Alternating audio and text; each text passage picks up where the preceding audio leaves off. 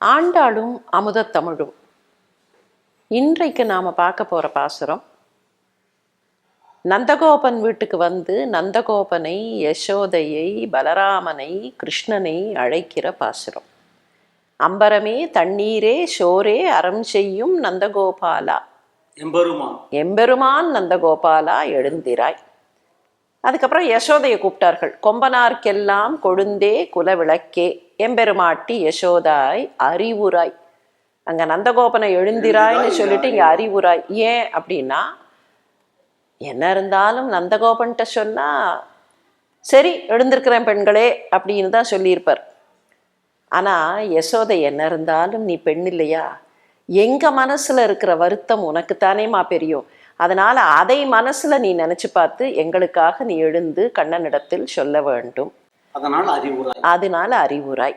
அம்பரமே தண்ணீரே. அதுல கூட இன்னொரு வார்த்தை இருக்கு, கொம்பனார்க்கெல்லாம் கொழுந்தே. இந்த கொழுந்துங்கிறது என்ன, செடியில புதுசா வர துளிர் இருக்கு இல்லையா, அதுதான் கொழுந்துன்னு பேரு. இப்போ ஒரு பெண்ணை சொல்லும் போது குலக்கொழுந்தும்பார்கள். கொழுந்துங்கிறது குரோனலாஜிக்கலா பார்த்தா அது யங்கஸ்ட். சரி. ஆனா நீங்க சாதாரணமா பார்க்கும்போது வயதானவர்களை கூட குலக்கொழுந்துன்னு சொல்ற வழக்கம் உண்டு. இங்க கூட கண்ணன் இளையவன், பலராமன் அவனை விட ஓராண்டு மூத்தவன். ஆனா வயசானவ தானே யசோதை. இந்த பெண்கள் அவளை விட வயதில் குறைந்தவர்கள் தானே. இந்த இளம் பெண்கள் சிறுமிகள் போய் வாசல்ல நின்று கொம்பனார்க்கெல்லாம் கொழுந்தே அப்படின்னா யசோதையை பாராட்டுறதுக்காக சொல்லுகிறார்களா, இல்லை வேற ஏதாவது காரணமா?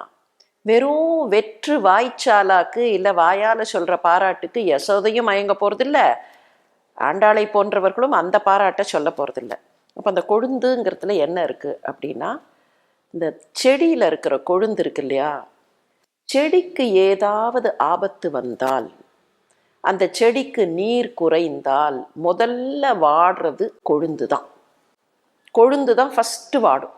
அதே மாதிரி யசோதை எப்படின்னா, இந்த ஆயர் குலத்துக்கு ஏதாவது துன்பம் வந்தால் அந்த வருத்தம் அவளுக்கு தான் முதல்ல, அவள் தான் அப்படியே வாடி போவாள். ஒரு தலைவியாக இருப்பவள் நந்தகோபனுடைய மனைவி.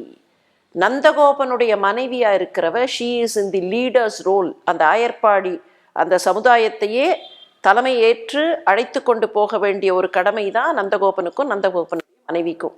ஆனால் அந்த லீடர் ரோலில் இருப்பவர்கள் எப்படி இருக்கணும்னா, அந்த சமூகத்திற்கு ஏதாவது சிக்கல் வந்தால் அதற்காக முதலில் வாடுபவர்கள், அதற்காக முதலில் வருத்தப்பட்டு முயற்சிகளை எடுப்பவர்களாக இருக்கணும். அதைத்தான் இங்கே குலக்கொழுந்தே கொம்பனார்க்கெல்லாம் கொழுந்தே அப்படின்னு யசோதை கிட்ட சொல்றாங்க. அப்படியே வேற ஒரு இடத்துல இந்த கதையின் நாயகன், கீதையின் நாயகன் கண்ணன் இதுக்கு மேய்ச்சல் வெளிக்கு பசுமாடெல்லாம் போகிறது ஒரு வெயில் காலம்.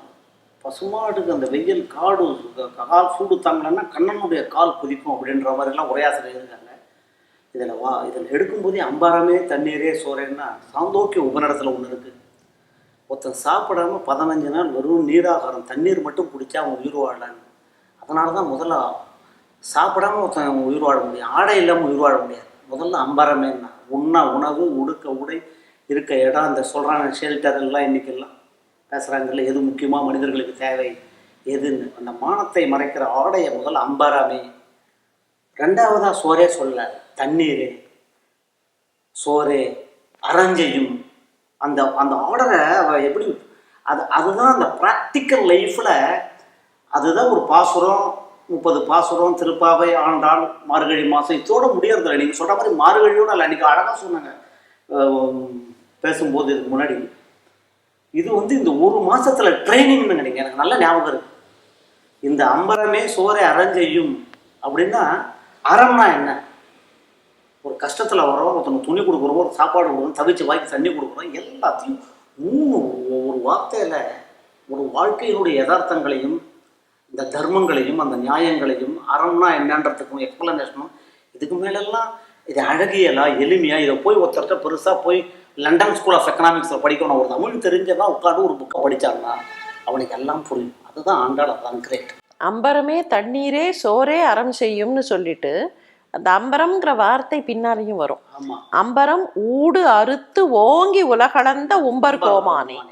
அந்த அம்பரம்ங்கிற வார்த்தை ரொம்ப அழகான வார்த்தை. இது வடமொழியிலேயும் இந்த சொல் இருக்கிறது. இது சர்ச்சை வேண்டாம், இது தமிழ்லேருந்து அங்கே போச்சா அங்கேருந்து இங்கே வந்துதா. தமிழும் வடமொழியும் சிஸ்டர் லாங்குவேஜஸ், ரெண்டு பேரும் ஒரே வீட்டில் வளர்ந்த சகோதரிகள். அம்பரம் அப்படின்னா ஆடைன்னு அர்த்தம், அதுதான் அம்பரமே சோரே. அப்போ கீழே என்ன அம்பரம், மறுபடியும் அம்பரம் ஊடு அறுத்துன்னா வானத்துக்கு அம்பரம்னு பேர். ஏன் வானத்துக்கு அம்பரம்னு பேருனா பூமிக்கு ஆடையாக இருக்கிறது. ஒரு திரைப்பட பாட்டில் கூட பூமிக்கு மேலாடை அப்படின்னு வருமா இல்லையா? இந்த பூமிக்கு ஆடையாக எது இருக்குன்னா வானம் இருக்கு, அதனால் அதற்கு அம்பரம்னு பேரு. ஆடைத்தன்மையை ஏற்றுக்கொள்கிறதுங்கிறதுனால அம்பரம். இதை நீங்க சமண பிரிவுகள்ல பார்க்கலாம். திகம்பரர், ஸ்வேதாம்பரர் அப்படிம்பார்கள். திக்குகளை ஆடைகளாக அணிந்தவர்கள் தான் திகம்பரர்கள். சிவபெருமானுக்கு சிவசகஸ்ரநாமத்துல இதே பெயர் வரும். ஸ்வேதாம்பரர், ஸ்வேதம்னா வெள்ளை, வெண்மையை ஆடையாக அணிந்தவர்கள் ஸ்வேதாம்பரர்கள். அப்போ அந்த சொல்ல ரொம்ப நுணுக்கமாக அந்த சொல்லுக்கு இருக்கக்கூடிய இரண்டு பொருள்கள்லையும் ஆண்டாள் பயன்படுத்தி அம்பரம் ஊடு அறுத்து ஓங்கி உலகளந்த உம்பர் கோமானி. நீங்கள் இப்போ பாருங்களேன், அந்த பாட்டில் 8 வரின்னு கணக்கெடுத்துட்டோன்னு வச்சுப்போம். 8 வரியில் முதல் 2 வரி நந்தகோபன், அடுத்த 2 வரி யசோதை, அதுக்கு அடுத்த 2 வரி கண்ணன், கடைசி 2 வரி செம்பர் கடலடி பலதேவா, செம்பர் கடலடி செல்வா பலதேவா, உம்பியும் நீயும் உறங்கேலோர் எம்பாவாய். கடைசி 2 வரி பலராமன். இதுக்கு பூர்வாச்சாரியார்கள் ஒரு அழகான உரையை சொல்லுவார்கள். அது பெரிய வீடு, என்ன இருந்தாலும் ஆயர்பாடி தலைவனுடைய வீடு. அந்த பெரிய வீடு அப்பெல்லாம் சொல்லுவோம்ல 2 கட்டு 3 கட்டு 4 கட்டு அந்த மாதிரி இருக்கு. இதுல கண்ணனுக்கு ஏதாவது ஆபத்து வந்துடக்கூடாதேங்கிற பயம் ஆயர்பாடியில இருந்தவர்கள் எல்லாருக்கும் உண்டு. ஆயர்பாடியில இருந்த இடையர்களுக்கெல்லாம் வயிறு பிடித்த இடையர்கள் அப்படின்னே பேரு, வயிறு பிடித்த இடையர்கள். ஏன்னா கண்ணனுக்கு ஏதாவது துன்பம் வந்துருமா அப்படின்னு இப்படி கையை வைத்துக்கொண்டே வயிறு பிடித்து அந்த துன்பத்திலேயே வருத்தத்திலேயே இருக்கக்கூடியவர்கள் வயிறு பிடித்த இடையர்கள். அப்போ இப்போ அந்த வருத்தம் இடையர்களுக்கே இருக்கும்னு சொன்னா நந்தகோபனுக்கும் யசோதைக்கும் எவ்வளவு இருக்கும்? எங்க கண்ணனுக்கு ஏதாவது ஆபத்து வந்துருமா அப்படின்னு. அதனால இரவு நேரத்துல உறங்க போகும்போது என்ன பண்ணுவார்களாம், உள்ளுக்குள்ள கண்ணனை உறங்க வைத்து அந்த வீட்டினுடைய வாசல் பகுதியிலேருந்து ஆரம்பிச்சா முதல் கட்டுல நந்தகோபன், நான் ப்ரொடெக்ஷன், நான் படுத்துக்கிறேன். இப்போ சில வீட்டில் சில பெரியவர்கள் இருந்தா இல்லை ஆண்கள் இருந்தா நான் வாசல்ல நான் போய் படுத்துக்கிறேன் அப்படிம்பார்களே, அந்த மாதிரி நந்தகோபன். அதுக்கு அடுத்தது தாயாராக இருக்கிற யசோதை, அதுக்கப்புறம் கிருஷ்ணன். வாசல்ல மாத்திரம் இந்த மாதிரி காபந்து பண்ணா போதுமா? பின்கட்டு வழியா யாராவது வந்துட்டா அதுக்காக பலராமன் அப்படி பின்னால. அப்ப இந்த செட்டப்ல நடுவுல அந்த கண்ணனை பாதுகாப்பாக வைத்திருக்கிறார்கள் அப்படின்னு பூர்வாச்சாரியார்கள் இந்த பாசுரத்தினுடைய அந்த வரிசை கிரமத்துக்கு ஒரு அழகு காட்டுவார்கள். நீங்க சொல்லும்போது எனக்கு பெரியாழ்வாருடைய ஒரு பாசுரம் வருது. எல்லா அப்பாட்டையும் தானே கத்துட்டாங்க. வாயுல் வையகம் கண்ட மடநல்லார் ஆயர் புத்திரனல்லாம் அருந்தைவம் பாய சீருடை பண்புடை பாலகன் மாஜன் என்று மகிழ்ந்தார் மாதவன். நீங்கள் இந்த ஆய்ப்பாடியில் வயத்தை கட்டின்னு கையை கட்டின்னு இருக்கும்போது அப்படி இருக்கணும் போது அப்படியே கொண்டு வராரு. ஆயர் புத்திரன் அல்ல அருந்தைவன். அவன் ஏதோ சாதாரண இடையே ஆடு மாடு பசுமாடு மேய்க்கிறவன்ல, அவன் வந்து ஒரு கலங்கரை விளக்கம், அவன் தான் குலவிளக்கு, அவன் தான் எல்லாம் லீடர்.